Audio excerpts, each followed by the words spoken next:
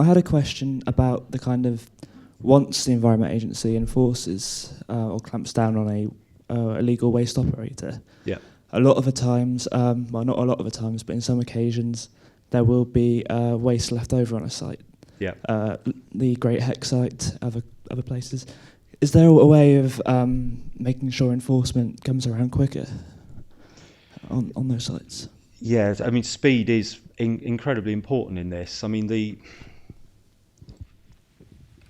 I'm just trying to drag the figures out of my mind. Of the illegal waste sites that we come across, I think our last quarter's performance that we shut 43% of them down within 90 days. Okay, and I think that's the figure. I'm sure that you can check that. Maybe I can fact check that with you later. But actually, that kind of speed of action is incredibly important. And then that goes back to the good quality intelligence that's there. That's actually, if people are seeing stuff that is going wrong, will let us know, because sometimes people can move very large volumes of waste very quickly, and you can end up with a legacy issue. One of the issues that is really important is around people that hold land, and come up with saying enter an agreement for waste to be involved. Well, actually, they can help us here by not making sure that they're making it too easy for people to gain access to the land and then dump the waste and then clear off and leave them as the landowner with the problem. On the graph that you showed with prosecutions, you noted that prosecutions have fallen. You mentioned one of the reasons for that is there's better ways of doing things potentially, but also that prosecutions are very expensive. Yep. One of the concerns that has been raised is the Environment Agency has been put under such intense budget pressure and to face really quite deep spending cuts that you're just will struggle in some areas to deliver on the services that you used to. Is that part of the reason those prosecutions have fallen at all? And do you feel confident that you still have the resources to be able to police what is a national issue? At the same time, we've had adjustments in budgets, and there's been no secret at all that there's been money coming out of the public sector, and the government has funding constraints on organisations. But the problem's also changing in nature as well. We've seen an increase in, say, exports of waste of 8 times in 3 years.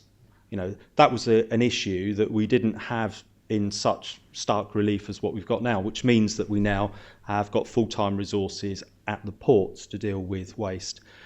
When it comes to the importance of, I'm going very waste crime centric here, but waste crime, in the last 2 budgets, we've actually been given additional funding, which has actually gone in the opposite direction of perhaps where the majority of the public would think in terms of public funding has gone. So in the budget going back into March, it was an additional £4.2 million, and the previous budget, the previous year, was an additional £6 million.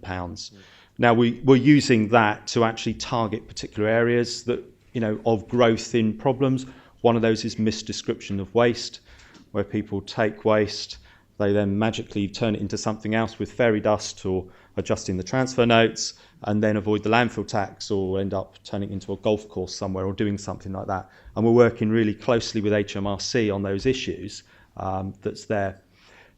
Money is the issue. Actually, money is important because that buys us staff and resources.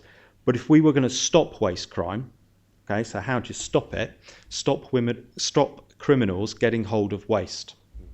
You can't operate an illegal waste site without waste. And actually, that's why the importance of the duty of care is there. So it's the onus of businesses, some of them in this room, to really do that due diligence and make sure that the people they're signing contracts with are as legitimate as possible. It's an and thing. Yeah. We do need regulation, good, sensible, balanced regulation, and we need those people that don't want to feed the criminal activities to do their utmost to make sure the waste doesn't end up in their hands.